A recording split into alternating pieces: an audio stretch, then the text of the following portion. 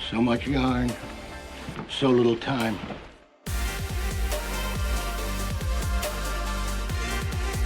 Big extended yarn. Quite the ripping yarn. Shall we start with the yarn?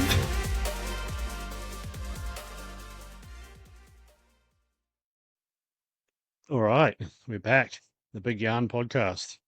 Finally, obviously I put this thing together a couple of years ago, but I definitely wasn't in the right headspace at the time to be doing a podcast. I sort of jumped into it. Now, I'd always wanted to do one. I was real gung-ho, but we'd been through some pretty heavy family tragedy stuff, which I'll go into later. And I wasn't in the right headspace to be doing it, and I quickly realized that. So I sort of just put it on the back burner, and now I'm going to pick it up again and give it a crack because I do really enjoy doing them. So yeah. And the thing is, I don't want to make this podcast about myself. Obviously, the whole premise of this podcast is going to be sort of exploring people's stories and sort of how they got to where they are and what they're doing. But, mainly with people who are doing stuff, who are doing something or trying to achieve something. I want it to be quite inspirational and help people sort of chase their dreams and go after something. And I feel like interviewing or talking with people that are doing that or have done that is the way to do it. And I'm just super interested in people's stories. Like, I think everybody's got a pretty cool story to tell. If you've lived any sort of life or achieved anything, you've got a pretty good yarn to spin, and that's kind of why I named it The Big Yarn, because it's sort of like a tell-all, or a dive into your backstory, with a bit of yarning involved as well, spinning a few yarns in there as well. So, yeah, we'll see what comes of it. And again, I didn't want to make it about myself, but at all. But I figured if I do episode 1 about me and my story, it's probably, it'll give you a bit more context of my sort of views and everything and the stuff I'm talking about. So yeah, this is just going to be, I guess, me, introductory sort of episode of me and my story and how I sort of got to where I am today and what I'm up to and sort of what led me down this path. And I won't go into super in depth, but just a rough storyline of my life and why I'm at where I'm at and whatnot. So yeah, let's get into it. So I'll start from the very beginning with my story. And again, like, I won't go into super detail about things because those are just stories for other times. But like I said earlier, the whole premise of this podcast will be sort of exploring people's stories and and what got them to where they're at. All right. So who am I? Lennon Bright. How did I get here? What's my life been like? Let's get into it. So I grew up in a place called the Hokianga, or the Hokianga, however you want to pronounce it. It's on the west coast of the top of the North Island in New Zealand, and it was it was an interesting upbringing. We were like a bush family basically. We grew up at the very top end of a valley, right up in the bush there, and one day I'll get my sister on here and we'll talk about it. I think it was a pretty cool upbringing. We spent a lot of our time in nature, down the river, in the bush, playing around on the little farm. And the thing is, like I was talking to my dad the other day, and like he said, some weeks back then he was lucky to earn $50. My dad owned a garage down in town, which was sort of 20 k's down the gravel road. It's a very rural area, and it's an amazing little community too. But he worked a lot, and we lived on a sort of it was what you call a shared farm, I suppose. So I'm not sure how good the actual farming aspect of it was, but technically it was a farm, and he worked a lot. So, and thinking back to our childhood, and like everything's in hindsight when you get older, but it was an amazing upbringing. We had such a good childhood because we had so much freedom and we spent so much time just in the bush playing. Like there was no phones back then. Like, yeah, we had video. Like, I had an Atari as a video game. That's how ancient I feel. But compared to now, like, well, I had TV, but that wasn't much good either. It's not like the bloody massive 4K TV that I've got in the house. It wasn't that great. So a lot of our time was spent out in the bush, playing on the farm, just doing fun outdoor kid stuff. And it's like anything, when you look back on it, you don't realize how amazing something was until you sort of get perspective in life and look back on it. And it was a really cool way to grow up. Like, yes, it has its hardships. Like a lot of people that grow up in very rural New Zealand, our parents were pretty poor and there wasn't a lot of excess, but we lived in the bush. Like, we didn't even have electricity in our house until I was 5 years old. I think 4 or 5. Before that, we had 12-volt one light bulb, and it ran off a car alternator down on the river that spun the car alternator and created enough electricity for some car batteries to give us one light bulb. So you can kind of imagine the type of upbringing that it was. I found an old photo of us I've got somewhere, and I joked to my wife and said, like, we were that family that today they'd make a TV show about it, like the Alaska Bush People or whatever that show is. So it was that type of upbringing, and it was really good. Like, I wouldn't change it for the world. We had a lot of fun. We learned a lot living that way. And again, like everything, when you're in it, your childhood, when you're in it, you wished for other things. But sort of once you get older, you realize like how much you got from growing up in that way and all the things that you learned and how it sort of molded you. So I am super appreciative to have grown up in a place like that. It was pretty awesome. But so we were there till I think when I was about 8. Um, our parents went their separate ways and split up. So then we were sort of halfway between mum and dad's place. Sorry, I just drank coffee. And that was interesting, like I can still remember the day that mum and dad sat us down and told us they were separating, and it was super emotional, but it was standard for that generation. There was very few parents that were still together. So then we sort of went halfway between two of them. We spent time in both places. And then when I was about, I think it was when I was 10, somewhere around that, Dad decided to sort of pack it in and ship me and my older sister Luella to Whangarei, which was a couple of hours south, sort of for the better education or, whatever his motives were. Bit more ambition, get down to the city. And, that was a big thing for us. We were these sort of little bush kids that had grown up in a super rural environment, very isolated. And yeah, it's hard to, it's hard to sort of imagine. But like I remember, all of a sudden we're moving to Whangarei, which is a city. And, I'll never forget, shipping down there. Dad, like, it's not like he had much money. He did all this pretty bare bones, but made it happen. And we moved down there to Whangarei, and I'll never forget showing up for my first day of school at Whangarei Intermediate. And like, I was so scared. I remember I was just petrified. I was this little country kid from the bush, and I've been thrown in the deep end down in this big city school. And I just remember being so, I don't know, I don't know if scared. I was just sort of nervous, It's a whole new environment. And thinking back on it, yeah, I was sort of just, I don't think I was scared. It was a mixture of nervous and scared, I just didn't know what to think. I was quite a reserved kid from a rural area, and now I'm in this big city with all these bloody other children and, rough as guts or whatever. But I'll never forget the first day I started, and obviously he's still one of my best, probably one of my best mates to this day. But my mate Josh, he was the first person that came up to me, and I think he picked up on it and realized, like, oh, this new kid, redheaded, sort of out of place looking kid. And I rolled up, and he was the first person that came up to me and sort of said hello, and we instantly became friends. And he sort of helped show me the city life and got into skating and all that stuff. But obviously we're still great mates to this day.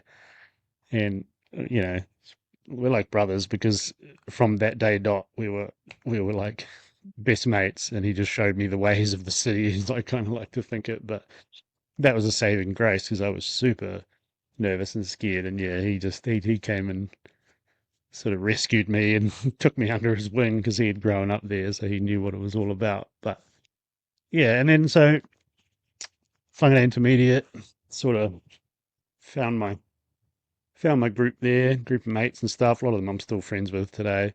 We're all spread out all over the world, but stayed there for obviously however long you do intermediate, I can't even remember, and then went on to Whangarei Boys High School.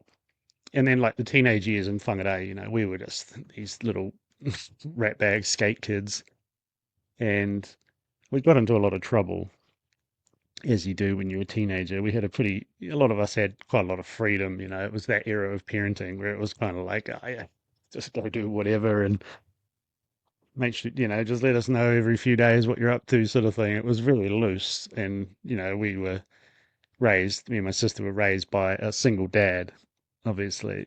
So he was sort of just on his grind, trying to survive, I guess, and provide for us the best he could. So it was a super sort of loose early teenage years there, just doing whatever we wanted, essentially. I spent a lot of my time skateboarding. You know, we had our little skate crew, but we just did whatever. We just got up to no good constantly. You know, like we were at, I've told my wife these stories and she doesn't really believe me, but, you know, like we were at parties drinking and boozing up at 12 years old, you know, 12, 13 years old. And that was completely normal for us. And she didn't believe me until one of the boys digged up a photo from years ago. And there's a bunch of these essentially kids sitting around a table and we're all sitting around drinking and stuff. You know, like it was just that type of upbringing. It was a different time. And there was no technology like phones and stuff. So you didn't have that to do. So you just went out, skated, got up to mischief, got up to no good, you know, cruised around, whatever. And then obviously, once we become of age and cars came into the picture, a lot of us sort of gravitated towards cars. And, you know, we put a lot of our energy into cars and the car scene. And this is early 2000s. So it was a different, you know, it was different back then. There was a really good car scene and vibe up there. And so a lot of us went down that route, which also came with a lot of trouble, as you can imagine, you know, hotted up cars and young teenagers. Like I got my learner's license the day I turned 15 because it was 15 back then. So it was on, you know, and like the rules weren't for us. None of this learner license, restricted license rules. We just did whatever we wanted. Like it was loose, you know, compared to how I'm raising my kids now. It was a loose fucking, whatever you want to call it, childhood or teenage years there. But it was good, you know, like I can't complain. Like I said, like dad provided for us the best he could to his ability. And I'm super thankful, you know, to him for that. Again, this is all in hindsight when you look back on it. In the moment, you know, when you're living something, it doesn't seem that great. But, you know, it's like I have these conversations with dad now, and because he now lives down here in the South Island. So we talk a lot more, and, you know, and he reflects on those years and talks about um, wishing he had been there more when we were kids and doing more like in those teenage years to raise us differently and stuff. But it's like, well, you know, the small things are what I appreciate, what I look back on. You know, I don't hold grudges at all. And even the thought of like when I was a teenager, even then he would always make the effort to like make me a sandwich for school every day. And it was like those small things that I now look back on and appreciate, you know, and he'd drop me off at school and like, you know, he was on his grind pretty hard, just trying to survive. And it's all those little things that I appreciated over that time. And like I said, it was a pretty loose period in life, but it's all those small things that I remember that he did, you know, like, yeah, he did his best anyway. So with all that trouble came, like all the car trouble obviously came with a lot of, you know, we were getting we would get in trouble with the local police a lot, and they basically knew us all by name back then. We were just all these little rat bags running around in our hotted up cars, causing trouble and just, doing wild stuff. And that kind of led to me having quite a rap sheet of um, stuff on my name, whatever you want to call it. I wouldn't say it's criminal activity because it wasn't. It was all car related.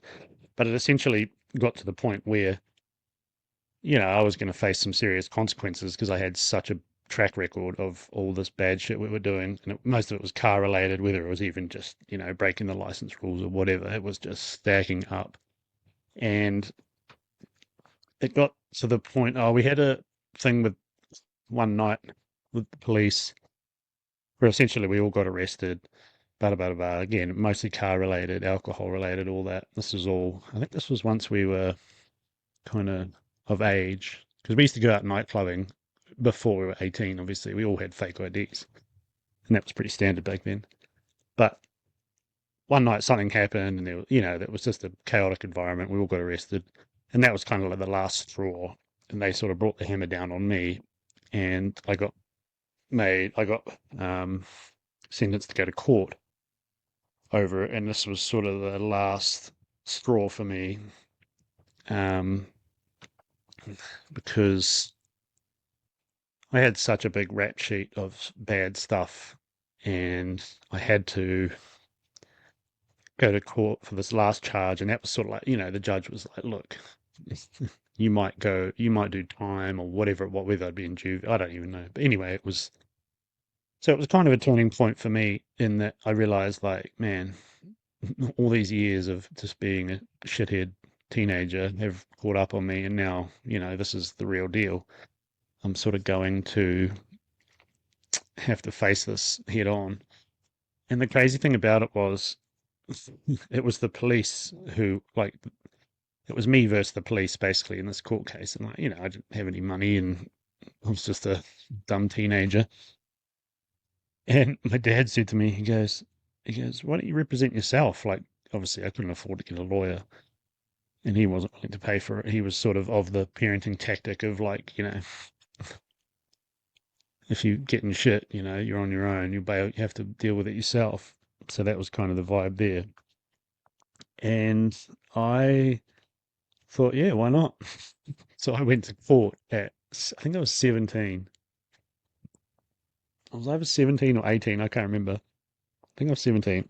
And I represented myself against the police, which again was another very nerve-wracking thing. Like, I was petrified of this situation. And I thought, no, like, I'm going to do this, because I did feel kind of wrongfully accused. Like, the last scenario that got me in that situation wasn't really anything to do with me. I was just doing my mate a favor by picking him up at 3 a.m, and things just escalated, and I won't go into detail anyway. So I thought, yeah, why not? I'll get up there and represent myself in court against the police, the local police force. And it was the craziest thing ever. The courthouse was packed that day because there's a lot of, it's a busy place up there. And I got all dressed up and I walked in there, just this bloody ratbag teenager. And I thought, yeah, no, this is time. I gotta lock in here. I gotta do what I can. And the craziest thing was, I went up there, I had my list of questions, I played Mr. Lawyer, and I legit was shaking. I got up on the stand and questioned the police. Like, I was my lawyer, basically. It was insane at 17 years old. Looking back, I can't believe I actually did it, but I did it. And I got up there and did that. And I remember, yeah, I literally was holding up my notes, shaking. I was that afraid, and there's these big police officers up there looking at me like, who's this kid think he is after all these years of shit that he's put us through, and now he's here doing this. But I stood tall and I did it. I stood up there and I did it. And I was like, this is the last straw. Like, if I'm guilty here, like, I'm probably going to get jail time or juvie or whatever I would have got, but it wouldn't have been good, and it would have gone on my record, and it was just a real shit situation. So anyway, I got up there and did it. The judge, at the end, the judge goes into the back room, and disappears for a few minutes, and I thought, man, this is it. This is make or break for me. This is going to alter my path um, in life from here on out. And I had already kind of made the decision to leave New Zealand and potentially go to Australia before this. I was sort of umming and ahhing with it, but obviously it was hanging on the on the edge of this court case. So the judge came back out and he goes, he's blabbling on, da da da da da, and he goes, well, because of basically my strength of character, getting up there and representing myself and doing what I did, showed him that I clearly was innocent, and which was insane because I was sort of like to and fro as well. I was like, well, am I innocent? I've done a lot of dumb shit. But anyway, I did it. And he basically let me off everything because of that, like it showed him that I was clearly not guilty of what I was doing if I was willing to get out there and do that. It was such an intense thing at 17. And yeah, boom, did the thing, hammer, good to go. Don't worry about any of it. It's all done. And I walked out of there, and no shit, the courthouse was full of not many people I knew, but just people from the community that were there for other things. And dude, I've never felt such a good feeling. I walked out that courthouse with my head high. I was shaking hands with people out. They were high-fiving me and hollering. And, the courthouse was full of people and they'd just watched it go down. And here I am, just this shithead 17-year-old that just won this court case. It was insane. It was insane. The feeling was nuts. So anyway, that was the catalyst of change for me, big time in that period, in that season of life, And so I made the decision that, look, if this works in my favor, something's got to change, like I was coming of age and realizing like, my past is going to catch up with me. So things need to change. So I made the decision I paid off all my fines and all the shit that I owed and like just all the house I had. And at the time, my older brother lived in Brisbane, and I said to him, look, I need to do something different. And I think I need to get out of this place, or I'm just going to keep going down this path. So he's like, yeah, come on over. So I legitimately sold all my stuff. I had hotted up cars and I had this real nice Mercedes and stuff. And yeah, sold that and thought, just do it. So I think I was 18. Was I 18? I'm pretty sure like a month after I moved to Australia, I turned 19. So I must have been 18. But yeah, I just saw the writing on the wall, basically. If I'd stayed in that town, things probably wouldn't have gone in a good direction. So sold all my stuff and yeah, booked a ticket to Brisbane. Went over there not knowing, what I was going to do or where I was going to end up, but it was a new beginning. So that's what I did. I flew over there, moved in with him in Brisbane, or I wasn't really planning on moving in with him, but anyway, I was just going to stay there. But then what did I do? I think he got me a job. No, I got a job at a tire shop, I think. But after like 2 weeks, I was done with that. And then I went and worked for the engineering company that he worked for. So I lived up there with him for about 6 months until we sort of didn't see eye to eye and I bailed. But, this is around that period, that 18 to 20 sort of period of my life. Just young and, not very smart. And it was good. It was amazing, like a lot of people are doing right now, I'm moving to Australia. Things are different now, but that was in 2007. And, the disparity in price and wages and everything then was even bigger. Like I remember rolling up and I brought a car and I went to fill it up and petrol was 98 cents a litre. And I was mind blown. I was like, what? Like, how is this even possible? Petrol was already like $2 a litre in New Zealand by then, back then. So, and the other thing was, I got a job at this engineering company working, I think it was night shift that I started on.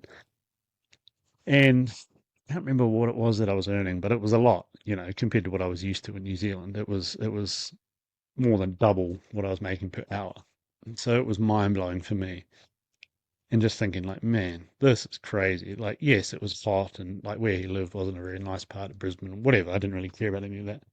But after a couple of months, like you know, I had more money than I knew. I literally had more money than I knew what to do with. I was just going on. I'd just go to the shopping centre on the weekend. I had no mates or anything. It was just me and him. So I just went. I could finally like afford all the cool things that I thought I wanted as a teenager. Like all the shoes and the whatever it was.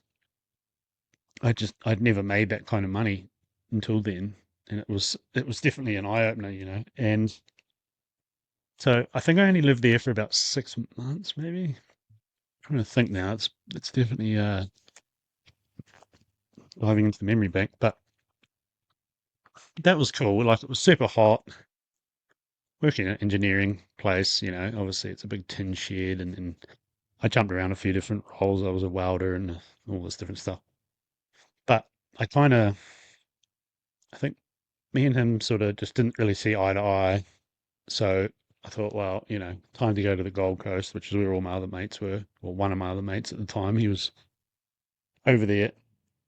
So I moved down there, um, moved in with, I think at that point, a bunch of other mates from NZ had moved over. So we had this big house that we all lived in. And as you can imagine, early 20s, we're all over there from NZ. You make money, you can do all the stuff that you wanted to. So it was a pretty wild time. I, like it was a good life, but we were young and, bunch of young Kiwi fellas living on the Gold Coast, as you could imagine. You get into all sorts of scenes and a lot of partying, and it was just wild living, like we were just living it up. It was great. It was a great place to sort of, at that period in time, it was an amazing place to go and live. It was just, you just didn't really see it for what it was back then. It was like this utopia coming from literally like the bush in top of New Zealand, and then you're living in the Gold Coast. It's this sort of like this fantasy land, and you earn good money, and like I said, you can have all the things that you've always wanted, and it is really good for people at that stage in life. Like people in their 20s now going to Australia, I'm like go hard. Like if that's what you want to do, and you think you can prosper better there, like give it a crack. Because a lot of those guys, mates who went over there, they all still live there. Like I'm the only one that's moved back to New Zealand, and it was great. We lived such a good life, a lot of partying, as you can imagine, and then sort of moving in different circles. And I did start sort of hanging around some questionable individuals, which wasn't smart. But when you're in your 20s, in your early 20s, you think you're growing because you look back at yourself as a teenager. You're like, I'm this big grown up. You're not. You're just a kid. And I tell people that, like, if you're 20 or, early 20s, you are just a kid, but you don't get that perspective until you get a bit older, you know, and look back on yourself and realize you were just this dumb kid. So, yeah, we were living in this big house. We were having a great time. It was a good life. You can't complain. We were just dumb dudes. And so we're just cruising on doing that, different, like work wise, just did whatever, but whatever I was up to. And it was about, so I got into a relationship with a Kiwi girl there for a few years. And then, naturally the thing about the Gold Coast or Australia in general is a very materialistic place. It's a very imagey sort of place. And you don't really see it for what it is until you live there later on in life and you have a different perspective. But so naturally, we're all buying the nice cars and bigger house, and we're moving into bigger houses. And, we rented this big flash house, and it was cool. Like, we had some cool times, but we had some crazy times too. Like, one that stands out that I'll never forget is we lived in this big sort of mansion house, the pool out the back and the big electric gate. And, like, we're just living it up. Whole bunch of us in there. And at the time, I was in a relationship with a Kiwi girl living there. And we used to throw parties and stuff. We had the pool with the lights in it that changed color, and it was just you could imagine the scene, you know. And we threw this party, and there was all sort of, the substances were going around. Everyone was pissed. And next minute, old mate out the front decides to do a burnout in his in his Holden Ute, and loses control. And we're all inside partying, and we just hear this bang. run outside, and here's the headlights of this car sticking through the front wall of our house next to the electric gate. And we were like, oh shit, we were all pretty, we were all pretty lit by then. And I'll never forget it. And I'm pretty sure we managed to fix it. He paid to fix it. I'm pretty sure we fixed it, got it all sorted and everything without the owners or the real estate or whoever we rented the house off, without them even knowing. And like we trashed this house, like there was holes in it was just like, we just thrashed this place while we lived there, having parties and just living it up. And it was the only house in Australia that we ever got the whole bond back on, which was crazy. Like we just patched everything up the best we could. Coincidentally, it was a Kiwi guy that owned it, and I actually ended up meeting him because we had a New Zealand Warriors flag upstairs, and I had to go drop the keys off one day, and he was there, and he's like, "Oh, is this your flag?" He's like, "Yeah, go the Warriors," and we sort of bonded because we were both Kiwis. It was a real nice house, and yeah, that house was the only one that we ever got our bonding on, which was just mind blowing. So anyway, we lived there, and then things kind of went sideways there. We lived it up in that place for a few years, and it was great. Like I said, I was in a relationship, and that sort of went downhill. We moved out of that house, and then me and one of my mates were literally homeless. Like, we had nowhere to go. It was like move out day, and we were like, what are we going to do? So things went from like a real high, like making heaps of coin. We're all doing really well. We got all the cars, we got the things. And then for me personally, like everything just sort of caved in. I had like a nice truck and all that. Got rid of that, da da da da. Broke up with the girl. Had to move out of this house. Had nowhere to go. And so it was sort of like, the highest highs and the lowest lows, and all that lifestyle and everything, the way you're living catches up on you eventually. And we had borrowed this truck off a guy we were working for doing concreting, whatever, and loaded all our stuff on, and we were like, we literally have nowhere to go. Like, it was the day we had to be out of the house, just me and one of my mates. All the other people that lived with us, there was about 6 of us that were living there. They all had found other places to go. So we literally moved into this shed, and the shed where he stored all his concrete had like a little office up the top, like a mezzanine. And we last minute was sort of just like, hey, can we just crash up there? Like, we literally have nowhere to go. We both worked for him. And leading up to that, a few years before that, because we were living wildly, partying and stuff, I had lost my driver's license I got caught drink driving. Again, another life lesson that just hits you hard when you least expect it. Just being young and dumb and just doing dumb shit, living wildly. And I got down for drink driving, and I lost my license for, I think it was 2.5 years. Might have even been more. It might have been 3 years. And that coincided with all this shit going wrong. So essentially, I had no vehicle. I had nowhere to live. Pretty sure I had no money. And I had no license. And it was everything had just gone wrong. So it was one of those first real like testing times in life to sort of figure out sort of what you're made of, like your character. Anyway, we moved into this, literally lived in this like mezzanine of this dusty concrete shed. But it was what it was, we were like, well, fuck, it is what it is. We've just got to get on with it, sort of thing. And we did, we made it work. But like, I remember it was definitely a low point in life. Like, I had this, brought a push bike, like a mountain bike, and put a little motor on it to get around, because I literally had I had no license or car. I couldn't drive. And this shed we lived in was literally in the middle of nowhere, like in an industrial area. But we were still, we were still young and sort of trying to do things. Like, I'd still go to the gym. I was still lifting weights. I was still doing active stuff as well as working. But, it was sort of like this first situation where I was like, well, what am I doing? Like, this isn't how I was living even a few months ago, a year ago, laying in this dirty, dusty shed, trying to cook on a little gas cooker, like basically homeless, and riding to the supermarket on this little on this bike with a little motor on it with a big duffel bag so I could go buy some food, and then riding home in the rain, on this little two-stroke bike, So it was like, I don't know, life throws these situations at you to test you, I think, and a lot of it's self-inflicted. Like I said, you're living high, just living balls to the wall. It does catch up on you. And anyway, got through that situation.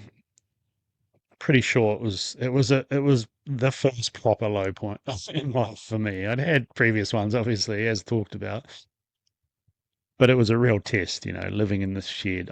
I'm pretty sure I had no money. Like I was living, like week to week was an understatement. Like I was in the negative sort of thing. It was a struggle. Somehow we got through it. And so throughout all of this, I had a little dog. I had my dog Zeus, which was a little staffy. And so he was involved with all of this. And anyway, we sort of got our shit together after a while. However we did it, I can't remember. Me and my mate Jake, who was doing it with, and we managed to get ourselves an apartment down in Main Beach on the Gold Coast, just this crappy old one. So that was like, things are looking up. Some work situations changed, da da da da da. So then it was sort of back to the old ways, move in there, we were right in the thick of it, just down the road from Surfers Paradise, job stuff changed, started making money again, da da da. Got through this real low point, it was a very testing time, but we got through it. I mean, I'm just talking about my experience. I don't know what he was going through. So he sort of sussed things out a bit better than me, but anyway. So we went on to do that, moved into this apartment, living it up again, just working and just living our best lives. And this was post obviously being in a relationship for a few years, so pretty off the rails again. This was in the very early days of like internet dating, I guess you'd call it. And so it was a pretty wild time. But anyway, after a few years of that, living pretty wildly again, um, kind of getting shit together again, sort of making a bit of money, a few different ventures here and there, doing whatever, hustling, just sort of getting back on my feet. And then a mate lived across the road in a house, and a girl moved into his little granny flat next door. And we went over there for a beer or whatever one night. She was there and she seemed very familiar. And I'm talking about my now wife. So at the time, she was running a bunch of 7-Elevens for some franchisees. So I knew I'd seen her before because there was a 7-Eleven just up the road. And I'm pretty sure our paths had crossed quite a few times before that. So she sort of seems familiar, whatever, we're there having a drink, chat, da da da. And again, like I was off the rails again at this point. I was living pretty wildly. A lot of partying, a lot of drink. It was you can imagine mid-20s, whatever I was at the time, 24, just a loose unit, living on the Gold Coast. Just yeah, use your imagination. Anyway, I sort of locked in on her and thought, man, she looks familiar. Got to know each other, and over the next while, we sort of got to know each other quite well. And I was, I was very intrigued by her. I remember I rocked up into her apartment. She just had this little old dog, and she had no TV or nothing. She was, just art, all of her art and stuff. And it's like, man, she's something different. There was something about her, it was like a quirkiness or whatever that I really resonated with. So sort of became friends, living across the road from each other, and stuff. We got quite friendly as mates, sort of thing. And then another house came up for rent down the road, so we jumped in on that. Me, her, and another mate. And then, so we were moving into a house together as friends. And it quickly kind of blossomed into more than friends. And, it took a while to sort of declare it that we were a couple, but, I was real keen on her. And it was sort of, don't know, she was just different. I had obviously lived pretty wildly for a few years leading up to that. And she sort of stood out amongst the pack to me. So that was sort of another turning point where, it was time to sort of let go of that of that wild living that I was doing. I don't regret anything I did or how I lived over there. I wish I did some things differently, but it is what it is, looking back on it. So when we met, and that sort of started a time of sort of a bit more stability. We moved in there, we sort of became a couple, and it was amazing, I was pretty adamant from day dot that she was sort of the one, I was pretty smitten, and hopefully she was too. I mean, we're married now, so must have been. So yeah, we were just living there and cruising, trying different things. I was always doing different stuff, whether it was like entrepreneurial things or just trying stuff or whatever, just working normal jobs. That's all stories for another time. But anyway, a couple of years into our relationship, her little dog that she had, which was really old, um, got run over by a truck. And that was really hard on her. She had had this dog for a long time, like 15 years. So that was real rough. And then exactly a year later, my dog died. And then not long after that, her stepdad, her mum's husband, who I was really close with at that point too, like we had become really good friends. It was just it's hard to explain, Brian. He was just one of those dudes. You just gravitated towards him. He was just this big jolly man, and yeah, I was so thankful to get to know him, and like some of the things he taught me over that period. But anyway, out of nowhere, he had a heart attack and passed, and that was super rough, and this was only early in our relationship.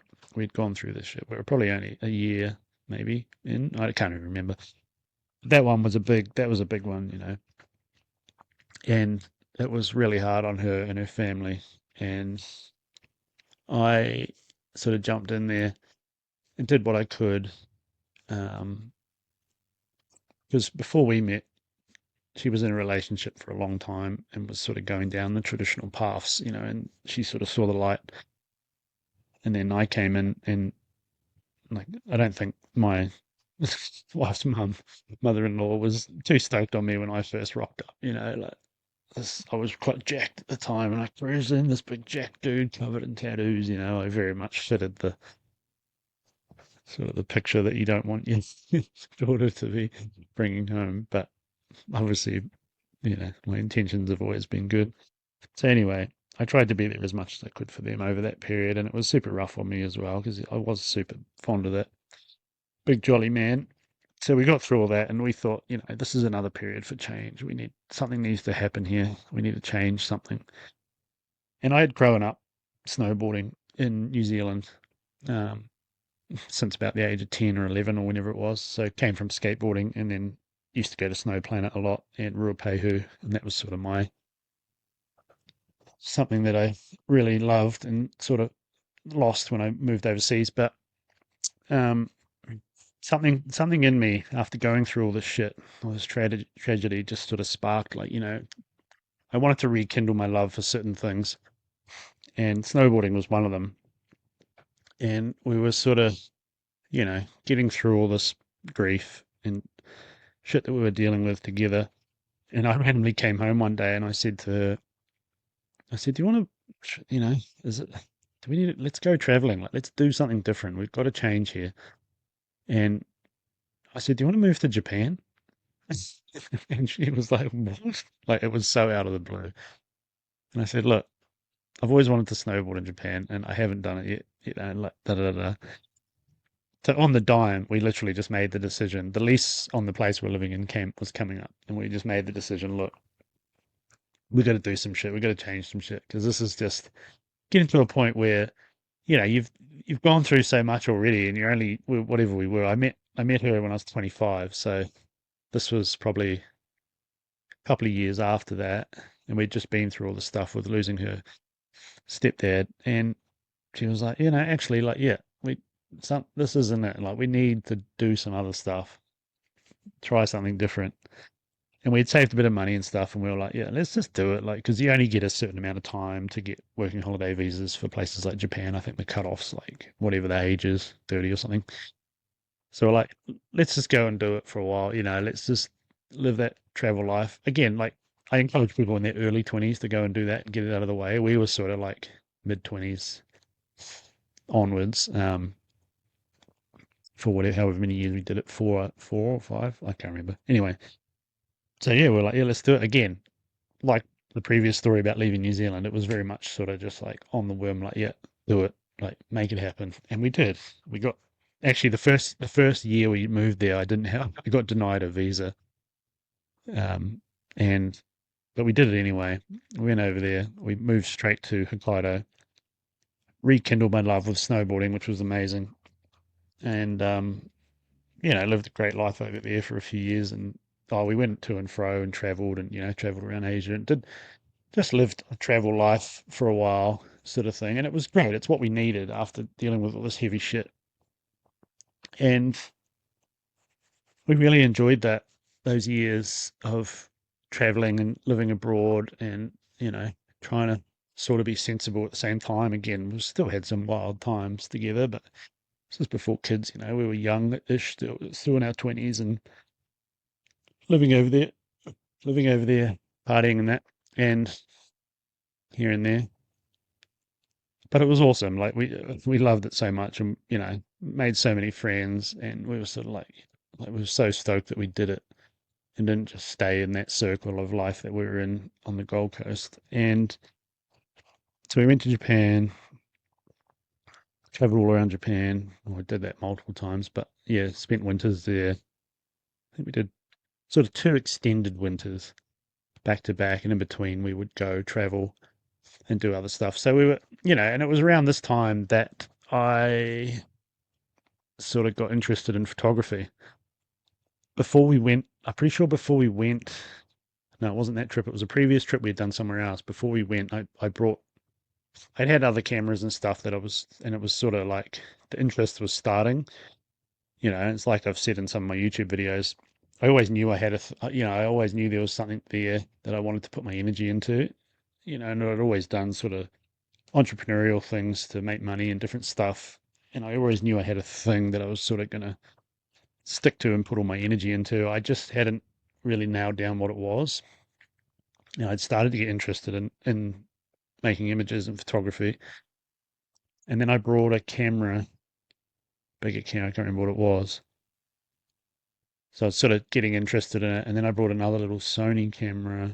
Anyway, it was around this time period, sort of mid-20s-ish, when we started traveling, that I really started to get into it, because we were traveling and seeing new things and seeing the world and different cultures. It's like sparks you wanting to capture it. Pardon me. So that was sort of what led me down that path, and I started to get into it more and more. And then when we moved over there, I started taking the camera out. I was doing some work for some magazines and stuff, and I was just shooting more and more and taking the camera out more and more with me when I was out because I was snowboarding every day. Like, I was loving it. And I was out there shooting more and more, and was really falling in love with photography, and sort of found my thing. That was sort of part of me. So I just kept doing it and kept doing it. And obviously that will lead into where I'm at now. But so we're just living like that. And then, I was sort of buying photography gear along the way as well, sort of new kit and learning. And I was sort of in the process of, you know, growing my skills and getting better at it, and sort of exploring the art form, among other things. So when we're living over there, I really started to enjoy shooting snow sports. Like, I was like, this is it, man. This is so good. And I've talked about it in some YouTube videos I posted, sort of like how I got to that point and my inspirations and stuff. But anyway, after living over there, I can't remember the timeline or where we went. Anyway, at some point we ended up, no, we came back. We came here to Wanaka to do a winter. It was the one winter that I worked at Cadrona, 2015 maybe. I think it was 2015 winter. And we only did that because I had come and live back in New Zealand to then get my visa to go back to Japan. Nikki already still had hers because the Australian visa was longer. So for the New Zealand one, I had to come back and live in New Zealand for 3 months or whatever it was, so I could reapply and get that visa to go back over, which we did. We worked at Cadrona and lived here in Monica. So did that, reapplied, got the visa, sweet, straight back to Japan, early season. She had a good job and stuff over there running these hotels. And we went back over there, did that winter. Trying to remember this timeline now. Anyway, after all this, keep going, da da da. Anyway, keep traveling, winters, and then it was sort of like late 20s. We're in that late 20s sort of period, and the conversation of kids came up a few times. Nikki always had the goal of like she wants to have kids by 30, at least the first one. So I said, over the years, sort of discussing it, and anyway, things went sideways in Japan again with visas and restructures of companies and stuff. And she was my ticket to a visa and da da da da. We wanted to stay there for good, but the visa thing didn't pan out. And one of the themes of my life is I've always sort of just followed the path that I'm given, or the universe has sort of provided. So we took that as a sign, and we went, look, let's just take this as a sign and bail out. We've done our time here. It's been great. So we went traveling again, a bit more. Anyway, we ended up back in Australia, I think. Yeah, we ended up back in Australia, and we sort of saw it differently after traveling so much and seeing the world. Our perspective of places like the Gold Coast had changed a lot, and it sort of wasn't what it used to be. We saw it differently. We saw it more for what it was, and it sort of just didn't, I don't know, it didn't seem like the same place to us. Like, again, is it a perspective change that we had got from traveling? Most probably. And we sort of fell back into the old groove, we just lived in a new subdivision in this house with these people, and it was sort of just the same old as how we were living before. And I was just like, man, I don't know. Like, again, you go back there and jump into work and you make good money, and like there's all those aspects of it which are great. And I say to people now, like, if you want to do the Australia thing, go hard. Like, it does have its benefits over New Zealand in certain areas, like money. You can make a lot more money there. It's a bigger economy. It's a bigger country. There's more opportunity. There is a lot there. But it depends on, what makes you happy. And I had over all those years over there, I'd had super high paying jobs and I had made big sums of money, and it never really did anything for me. And again, looking back, I wish I'd been smarter with it back then, but I have a lot of amazing memories from my time there, which is all, I'm happy with that, taking that away from it. So anyway, it got to that point where the kid thing came up again, and we were living there, and just the same old doing it again, still pursuing photography and stuff. Like, obviously I was a fair way off paid work or anything. Oh, 1 second.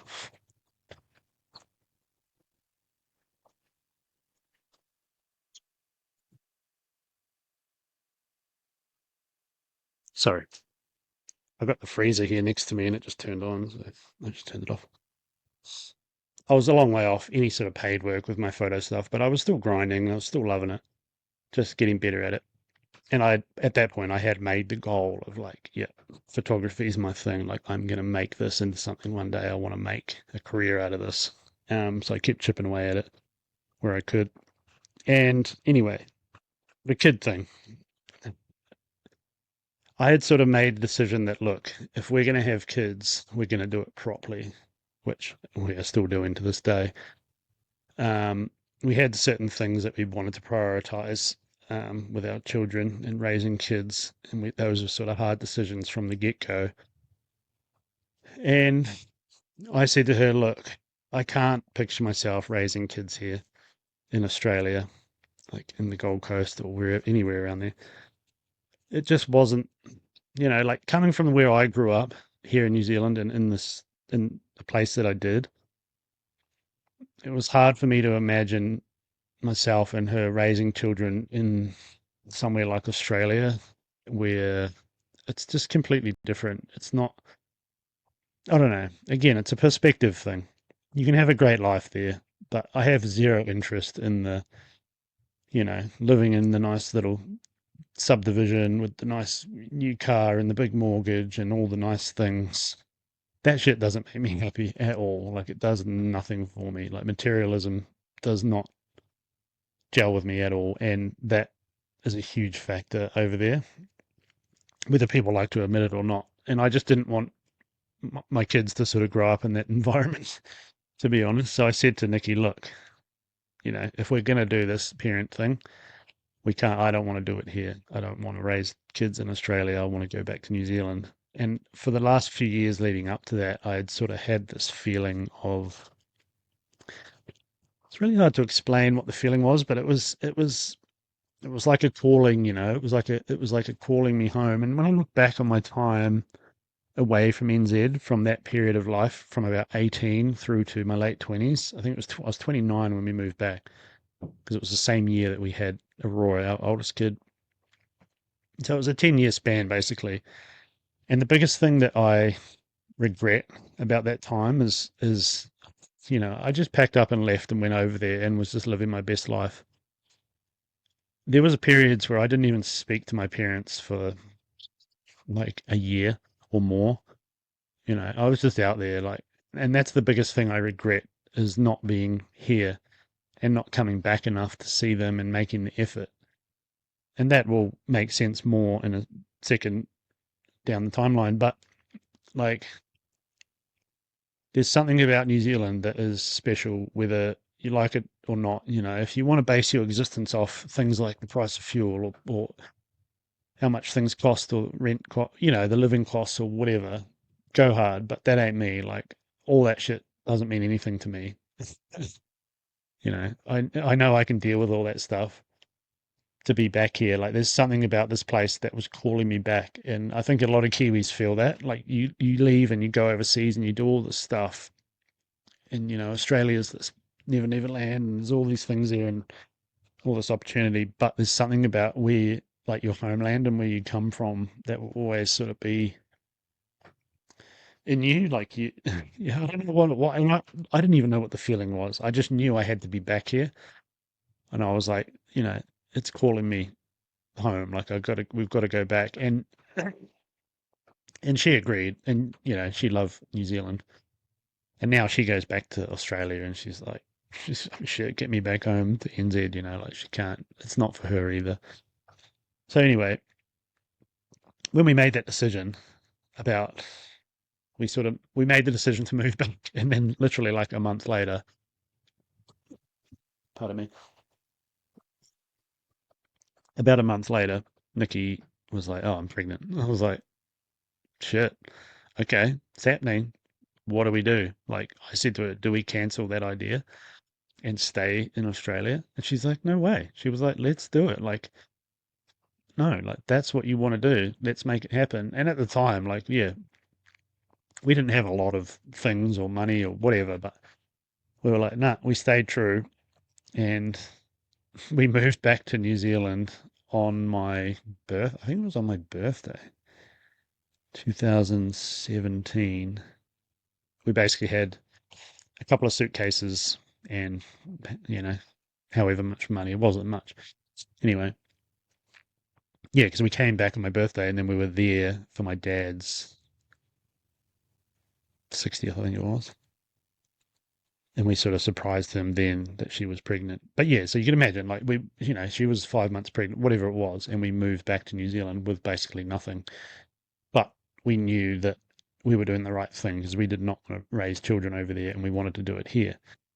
So it was a big thing. It was a big leap, and it was scary as, like, I'm going to be a dad, and like, here I am moving countries. Like, it was insane. You could imagine the pressure and like how I felt. And we were like, what do we do? Where do we go? Do we want to go north? Do we want to be up there? And Nikki loved the time that we spent living here in Monica. So she was like, no, like, let's go somewhere we know. So we had some friends here in Monica. And if they're listening to this, they know who they are, who helped us out and put us up for a few months, which was amazing. Like, it's a resort town. It's a super hard place to get find somewhere to live and all that. It was especially hard back then. And we were like, no, we're all having these conversations along the way. It's like, what are we doing? Like, is this the wrong thing? Like, what have we, should we have just stayed there? There was so many questions, and it was such a crazy time in our life. Like, anyway, we moved back, yeah, did all that, came here to Wanaka, stayed with friends. We eventually got this where we live now still, and over the year it was a grind, as you could imagine. And we've never really questioned it whether it was the right move, because it always felt, I guess the feeling inside of wanting to be here sort of trumped all the other shit, the other shit that people sort of base their life on, whether it's money or just trivial things like the cost of staff and all that. Like, like you'll survive. If you're a battler, you'll survive no matter what. And the thing is like over the years being back here, like we're coming up on 8 years being back in New Zealand, specifically here in Wanaka too. And now, like how different life is now compared to when we moved back.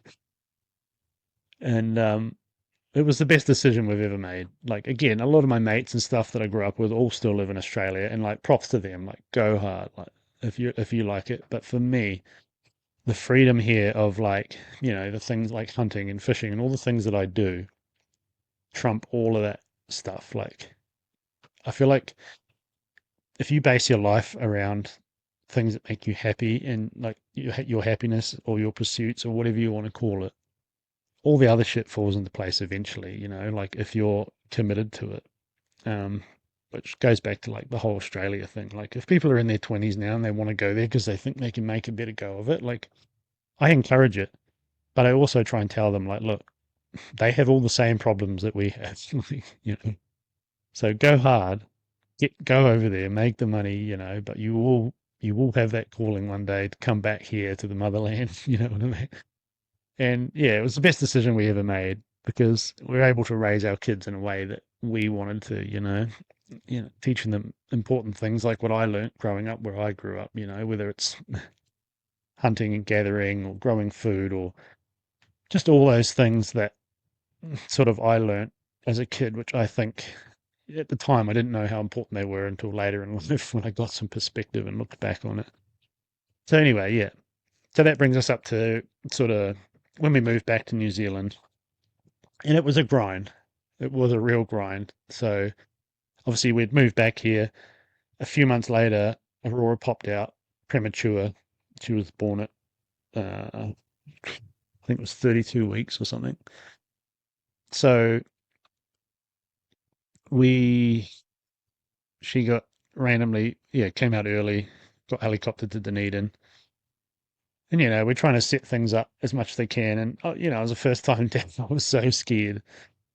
I was like, it's hard to express the emotions, but you're always questioning yourself. Like, am I doing the right thing? I'm like, what am I doing? This is insane. Like, why did we come back? We could have set things up there, da da da da. You're always questioning it. But I always knew it was the right decision. And, and I always knew things would pan out for the best.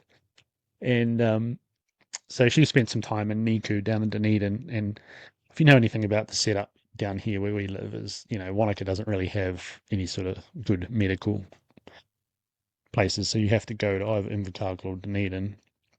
So at the time, I can't remember what I was doing work-wise, but not making much either way. But one of our morals with parenting that we always said was, no matter what we do, one of us always has to be at home. We always want one parent to be at home, or, obviously just not working full-time and not being away from the home full-time. And we were like, it doesn't matter, we'll sacrifice whatever we have to make that happen. And, 8 years later, we're still doing it. We make it happen. So at the time, she was born in Dunedin. I had to come back to work. So then I would come back here, middle of winter. She was born in June. So, and then drive down there on the weekend to see them, this little tiny little baby in the incubator. Like, it was such an insane process, but we're always super positive, we were like, everything will work out. And, I've got PMA here on my wrist, which stands for positive mental attitude. And that's always been like my sort of moniker that I've lived by, like we've been through so much shit. And you just look down at that. And Nikki actually gave me this tattoo. And I've got her initials on the wrist, coincidentally. But that's been a big helper, you know. It's always been that mental strength has just got me through so much stuff over the years, and even in these situations when you're going down there, life's a struggle. It's the middle of winter. I had this shitbox old car, you know, like, but there's more to it than that, you know. It's like just get there and be there for this little baby. Like it's just an insane time. And again, like people help. Like I'll never forget one of the situations. We came home. I think when we brought her home, all we had was this little open fire in the middle of winter. And if you know Wanaka, like you know, it's probably one of the colder places in New Zealand. And I'm thinking, like, I've got this little baby to protect and this wife who's just been through this whole ordeal for the last month. Finally brought her home, and I was panicking, stressing about how am I going to keep this little baby warm? Like, this is insane. Like, it was these pressures I'd never felt before. You know, I'd never been a parent, and I just felt this like feeling of I've got to protect this little baby. She was tiny, like you could imagine. She was born preemie, so and they let her out pretty early from NICU because she was progressing well. Yeah, and anyway, came home one of the weekends, and I walked out the back here to the woodshed, and again, some friends of ours. I doubt they would listen to this, but some good friends, their parents had filled up our woodshed with wood, like top to bottom. And like talk about emotions, like I remember standing there looking at it, and I rung Nikki at the hospital. So it was one of the weekends it was one of the weeks I'd come back to go back to work. And I was just standing there crying, you know, it's like, how could just a load of wood affect me this much? But it was like, I don't know, it was one of those things that it really resonated with me and my ability to keep this little baby warm through winter, like that whole period. It was a struggle. And I did have it in the back of my mind, you know, like, yeah, could just here we are, in this freezing cold place, trying to keep things warm, this shitbox little open fire and this wood that people had given us. And, you know, it was just this, it was one of those things again where it's just like, you know, what's life come to again? I've gone from living this, like I said early on, over on the Gold Coast, just living the high life, you know, like living it up. It was just one of those perspective things again. But anyway, so we got through all that. And then over the years living back here, obviously I've been, you know, I've gone the photography route as well. I've been pursuing that along the way. And then I started making money with photography at some point. And I can't even remember when it was, but I'd always had that goal throughout all these years of turning it into my job, turning it into a career, something that I could make money from. And I knew it was going to be a grind, and it has been, obviously. But essentially, you know, talking about the New Zealand Australia thing, you know, like, yeah, there's a lot of opportunity in New Zealand. There's just this weird thing, especially with young Kiwis, where, like, yes, there's a big wide world out there, but, you know, I've traveled a lot of it. And at the end of the day, like, you know, this thing up here, your brain and your mindset and everything is the most powerful thing that you can have, no matter where you are in the world. Like, you can strive if you're wired right and you think the right way and you have a strong mind and a strong will, you can pretty much achieve anything anywhere. So in saying that, over the years I kept grinding with the photography stuff, and obviously, you know, I've grown that. I always had a vision to make a career out of it and sort of turn it into something more so and be a professional at it. And I just I'd always sort of grinded with it naturally. Like it had never been a thing where I'd felt burdened by it. And that's how I knew it was like, it was my thing, because it just felt like it was a part of me. And when I didn't get out and shoot, I felt like quite antsy, you know. I was like, oh, I got to get out there, you know. I'm grinding, even if it didn't really feel like a grind because it was so natural. So anyway, over the years, I've turned that obviously into what it is. And I've gone from I started to make money from it however many years ago. We moved back here, and that was sort of an eye opener. And I've sort of just kept that rolling over the years. And how many years ago was it? So yeah, everything was all good. Living here, obviously, you know, sort of life's great. Like we can't complain at all. We've got it pretty good, and we've worked hard to get to where we're at. over the last few years and sort of, sort things out and live the way we do. So, and then what was I doing? Can't remember what I was doing. I had a job and Nikki was still a stay-at-home mum. And this was sort of another turning point where it was another sort of one of those things where life's all good and cheery, and then all of a sudden it goes to shit. And that was in 2022. We got, so 2019, we got married, which was it was, looking back on it now, I didn't realize how important that day was. But when you look back on wedding photos and you can pick out all the people who are no longer here, that's what shows how important, why wedding photos are so important, and those gatherings of people that don't happen often enough are so important, And our wedding was amazing. Like we had such an amazing wedding kept it pretty low cost, and it was just a wholesome, good time, and it'll be a day that I cherish forever. Anyway, so then in 2022, I mean, it's hard to talk about, but I won't go into too much detail. But anyway, so I got a call from my sister, and I had left my mum answering phone message on Mother's Day, and I hadn't heard back from her. I thought it was weird. So a very long story short, because I don't really want to go into detail. Basically, our mum had gone missing, and she had always lived a pretty loose life as well, but no one really expected that, and it was just another one of those things where out of the blue something happens and tests you again, tests your character and your strength. So I flew up north, and mum had gone missing. Again, long story short, her partner had taken her life, and that was obviously a pretty, of all the heavy shit I've been through, which obviously I've only touched on a few of them, there's a lot more. This was next level, and I didn't really realize it at the time. And that was sort of when I started to dabble or think about doing this podcast. Not long after that, because I'd always wanted to do it.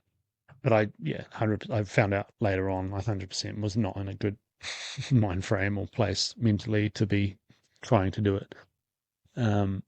So that happened.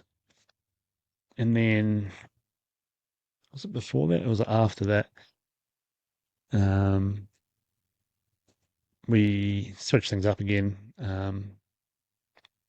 I finally sort of went full time with the photography stuff, which was definitely a blessing. And Nikki went back to work after being a stay-at-home mum for 6 years, I think. And sort of switched roles, And now we've got Forrest, our youngest kid, who's going to be 4 soon, and I've been hanging out with him for the last 2.5 years, I think, doing the full-time parent / still trying to work where I can run businesses, but that's all detail we don't need to talk about anyway. So yeah, that happened, and that was another big blow, as you could imagine. And the other day I was thinking about it with our boy, and he comes in and he said to Nikki, and he goes, "Mum, I'll always protect you." He's in that real boy protective mode, and I haven't talked much about the whole mum scenario that I went through, but one of the biggest things that I think affected me was that as a son, you have this sort of inbuilt thing to protect, and especially your mother, to protect her. And that was one of the biggest things that sort of fucked me up.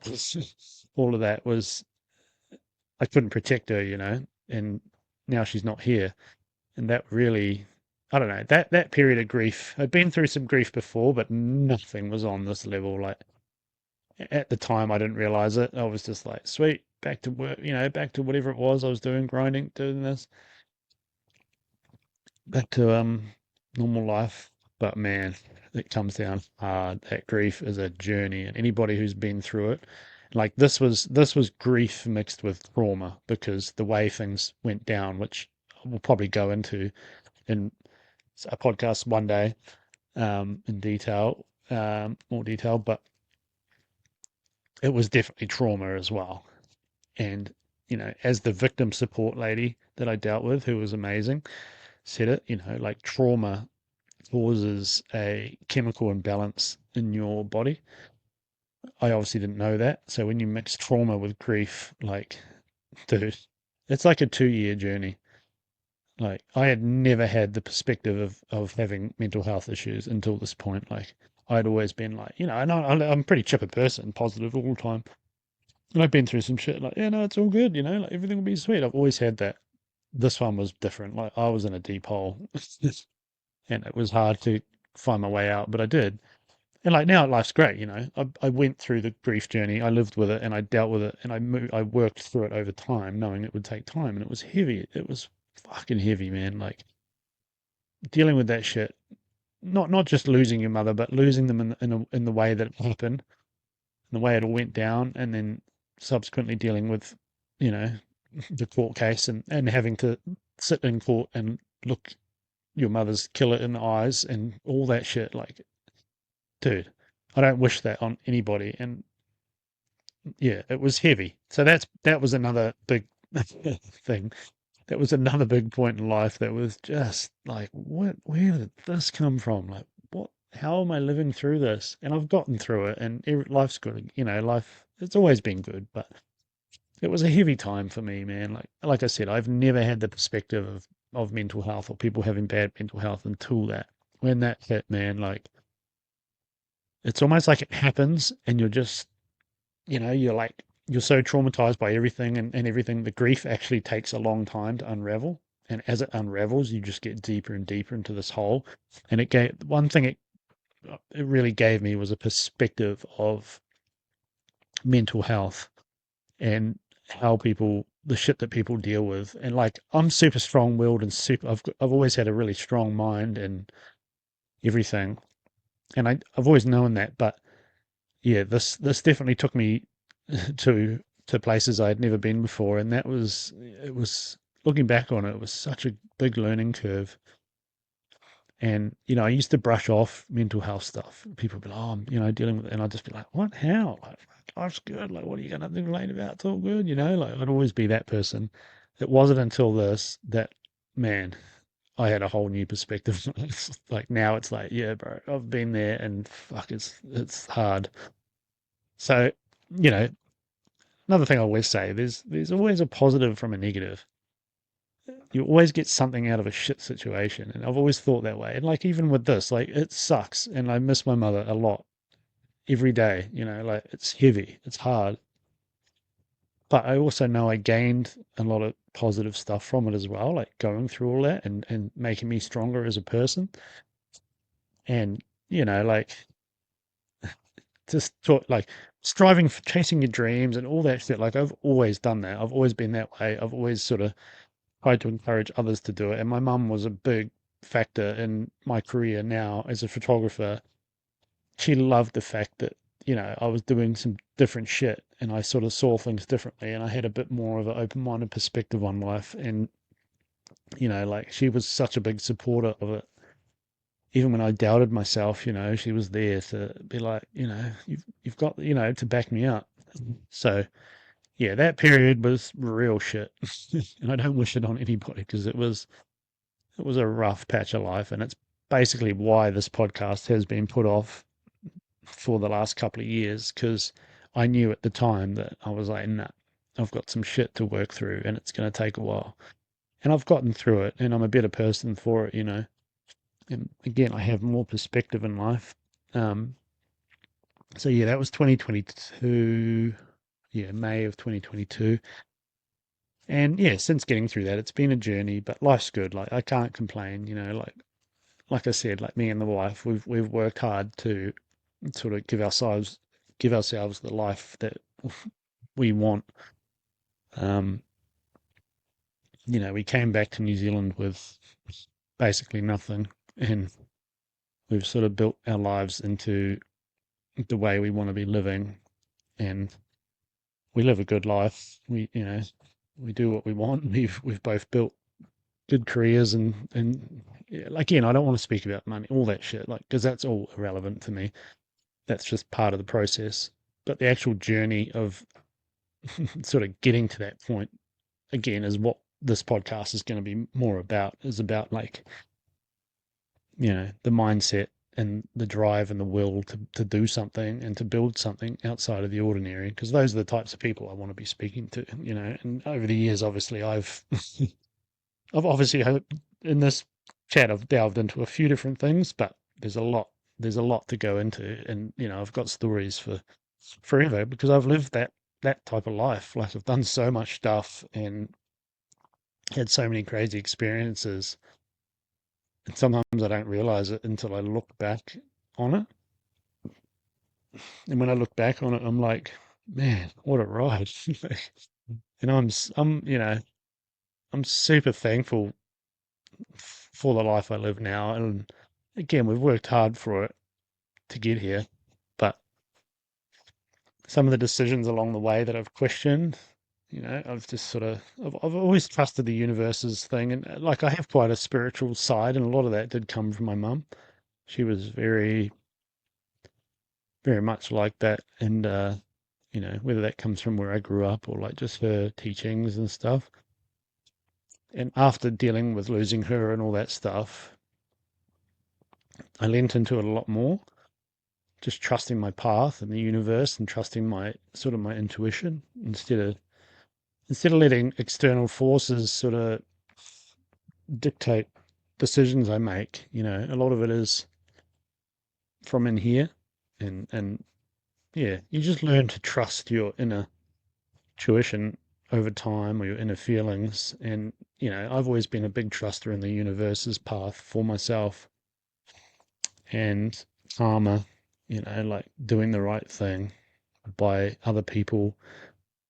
And it's another reason I want to do this podcast, is to sit down and talk with people who are, inspiring, or who have been through some shit and overcome it, because having those conversations is what inspires other people who listen to it. I'm a big podcast listener, and as much as I don't like the whole like motivational bro shit, like that stuff's, it's good for some people, but honest conversations about actual shit, like doing shit, lived experience is is a lot more authentic because it's true, like it comes across because it's reality. It's actually being done.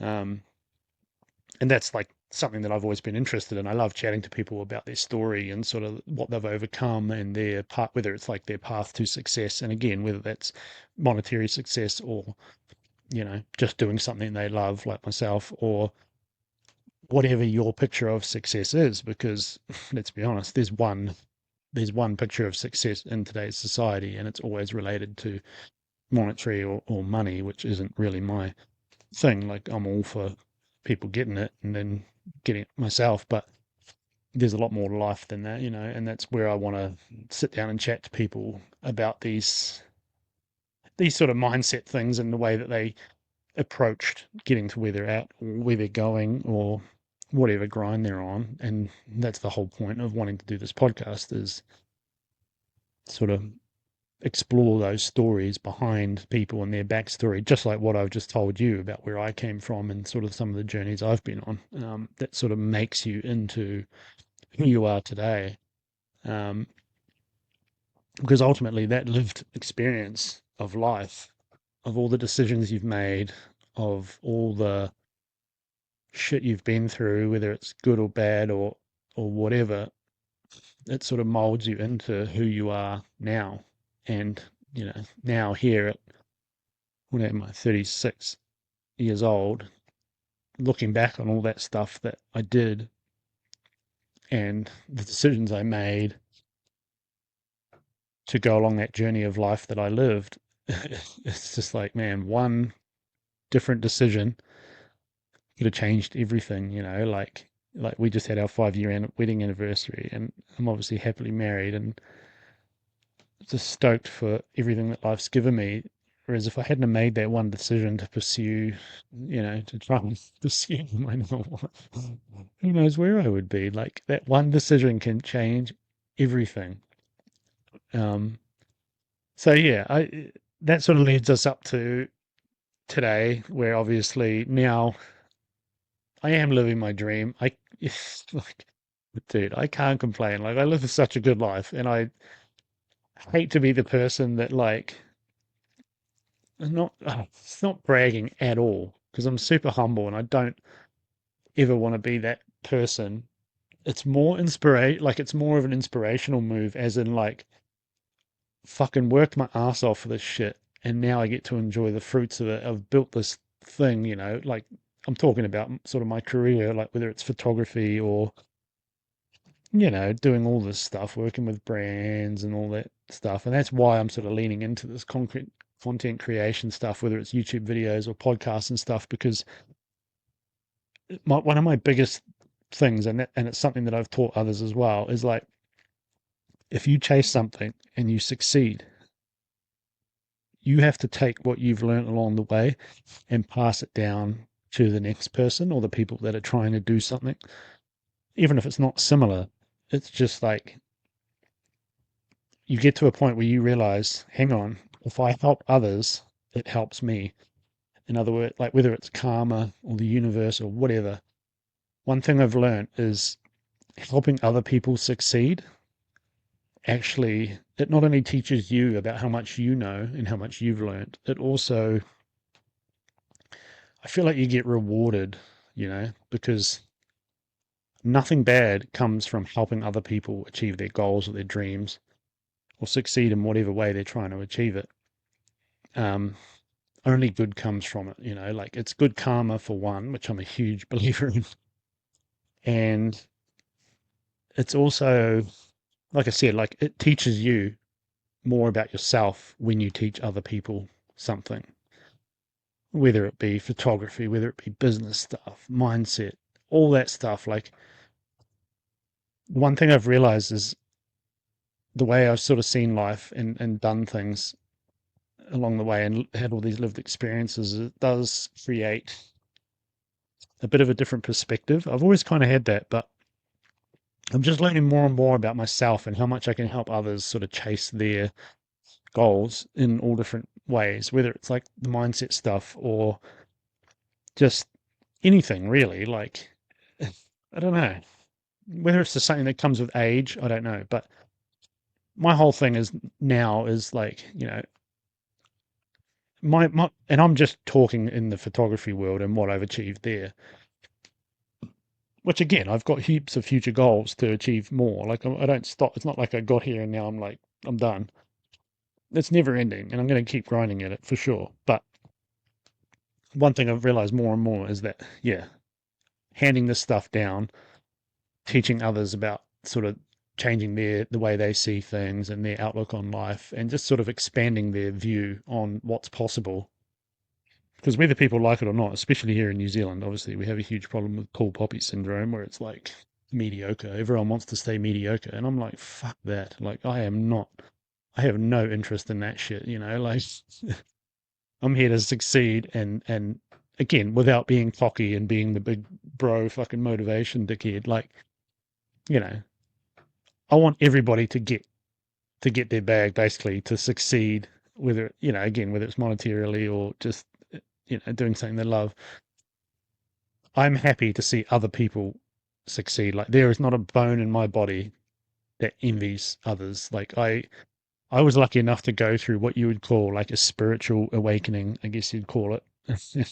A lot of this probably came down to early life drug use of sorts, a lot of different mind altering substances. But I definitely went through, sort of in my early 20s, I went through a bit of a, what you call, like, what my mum called a spiritual journey, awakening, which changed everything. It basically changed my personality, and it changed sort of like the way I saw things, and just yeah, the way that I carried myself and did everything. And like, a lot of that, like, along that journey of chasing something, chasing success, has come from, this inner, not so much confidence, because as photographers and what, no matter what you're doing, like, it's hard to be confident. But one thing it's given me is a belief in myself to a point. I still doubt myself every day, but I know that if I put my mind to something, I can achieve it. It's just going to take time and perseverance and, probably a bit of struggle. But going through that spiritual journey really just opened up my eyes to the bigger picture of life and, how, without getting too deep, like how sort of small our existence is and how you basically can achieve anything if you put your mind to it. You've really just got to have the right mindset and have the right inner strength, like, the confidence or the strength that you have inside you. It's just don't know. But that going through that was one of the biggest benefits ever because it just changed my complete outlook on life and, made me super positive and happy 99% of the time. Just to have my rough days, as you could imagine. But most of the time I'm pretty bloody stoked to be here and living this existence for sure. So yeah, I'm just waffling on now, but that brings you up to current day, I'm just I'm just enjoying life. Been through some heavy years the last couple of years, but I've sort of, I don't know. I'm just so thankful to be where I'm at. And again, without getting too woo woo, like, dude, gratitude is king. Like, get up every day and just be thankful for this shit. It's like I say to my kids, like, they have everything that they could ever want or need. It's not like we don't live in a big flash house and all that shit. Like, none of that stuff means anything to me. That's just materialism. They don't, they don't, they get all the nice things. They get all the shit that we never got when we were kids. They don't know how good they've got it. And I don't want to be that parent that harps onto them. But, like, man, if you're from New Zealand or Australia or anywhere and you don't think they are the greatest places, like, dude, go travel. Go to a third world country. Go spend some time in a place where people have fucking nothing. You'll soon realize that this is the land of the abundance, man. You just got to open your eyes to it because there's some people in this world that have it fucking rough. And, you know, having that perspective, their perspective, and that's one thing we did when we traveled is we integrated with the locals as much as we could. So we got that learned experience of like, fuck, you guys have it rough. But yeah. So to wrap it up, I guess that brings us up to current time, living my best life, doing the photo thing, working with brands, doing, all the stuff that I dreamed to do when I moved back here 8 years ago. I have brought to reality and it, now I'm living it. And again, that's why I want to encourage others to do this shit. Like, it's not going to happen tomorrow. It's not going to happen overnight. But the way that you think and what you put into your mind becomes reality, literally. Because if you think about something enough, guess what? No matter what you do or where you go, you're going to weave your way to find that goal. It's just the way the mind works. If you think about it enough, you will achieve it. It might just take time. And teaching people all this stuff without sounding like just like a dickhead is so important to me because I just really want everybody to live their best life. I don't want anybody to struggle or like there's obviously struggles in life that you have to go through and they'll make you stronger. But I think there's a lot of open-minded people out there, but there's a lot of fucking shut-in people as well that, they're just fallen right into the trap of society. You go to school and you get a degree or whatever you do, and then you have a job and you're fucking like all that shit is so old school. Like, yes, that might have worked bloody in the 50s or whenever, when people got married at 19 and had 12 kids and fucking had the same job for their whole life. Like that does, like, we live in the technology age. That shit is not it. That does not work. And the fact that society still holds on to all this crap from back then, which makes no sense in the modern age, like, baffles me. But, it's reality. The biggest thing you can do is escaping that shit and thinking for yourself, like critical thinking and, thinking bigger and all that stuff. It doesn't come naturally to a lot of people, but if I get my way, I'm going to try and open people's eyes to it and open their eyes to trying to achieve what they can achieve, because we are just such powerful beings, man, and there's so much wasted talent out there that just goes to some shit job they hate every day and just be fucking miserable.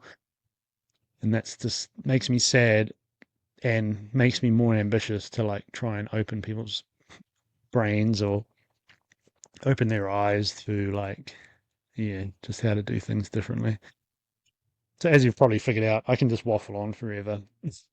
And that's another part of this podcast that I've always wanted to do because, you know, I've always had the sort of, I don't know what you call it. I like talking.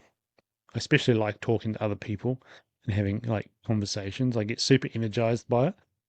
I have a good conversation with someone, you know, with no distractions, and you can just really lock in and talk and sort of discover more about them. I legit get like fired up about it, you know, like I get energized. And that's where like I've got to lean into that stuff and realize that's a skill too, which I've been doing lately. I've been doing a few YouTube videos and stuff, coming from the person who, me, you know, I was always on the other side of the camera and I wanted nothing to do with being in a photo, let alone talking on video or any of that shit. But again, that's like another growth, you know, it's growth. I'm realizing like, hang on, I can actually do this and I can sort of have some skill at it, which I'm sure I'll get better at over time. But leaning into that shit instead of being afraid of it and running away from it and being like, no, no, no, I can't. That's not me. I could never do that. Like, yeah, I can fucking do it and I will. Like, you watch me. That's just how I am. Like, dude.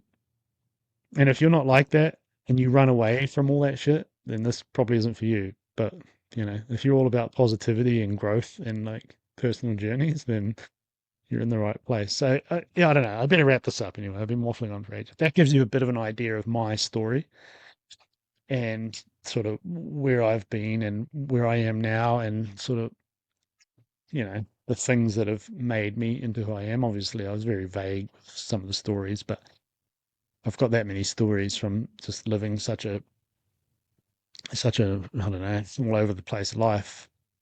I could literally go on forever, but yeah, the types of people I want to be talking to on here, you know, I'm obviously gonna gravitate towards individuals who are doing shit and who are quite inspiring and interesting, and that's sort of that's my people, you know, like no offense to you if you just have a job and you know you just live a pretty mundane life. That's some people love that shit too, and go hard. Like if that's you, shit, lean into it, enjoy it. But it's not for me, and I gravitate towards people who aren't doing that. You know, people who are doing something different and making their own lane and thinking outside the box. So yeah, I'm going to try and talk with people that sort of fit that niche, as you might say.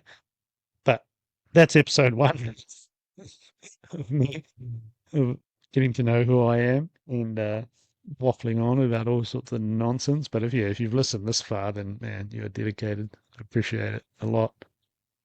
It's a great creative outlet. I don't expect anything from doing all this stuff, whether it's YouTube videos or podcasts or whatever. I mean, let alone anybody even listening. I don't expect much from it at all. It's more of just another creative outlet for me to express myself and, you know, put things out there to hopefully help others. Because that's one thing I've realized over the years that I get great joy and it just stokes me out so much to help other people. Like it's just such a rewarding thing. And, you know, I do it so one-sidedly. Like I'd never want or expect anything in return, but I just feel like I've set my life up in a way that I can help other people again, whether it's just through teaching or you know monetarily or whatever. I don't whatever people need basically. I just get a lot out of helping others, and you know I expect absolutely zero in return, even on the karma wavelength. It is what it is. I don't really care. I just love to see other people strive and thrive, and if I can help them do that, then my job on this earth will definitely be done at the end of the day. So yeah, episode one done. Waffling on, you know, standard. But yeah, if you listen to this, I appreciate it. And yeah, keep your eyes peeled for episode two. We'll see you then. You.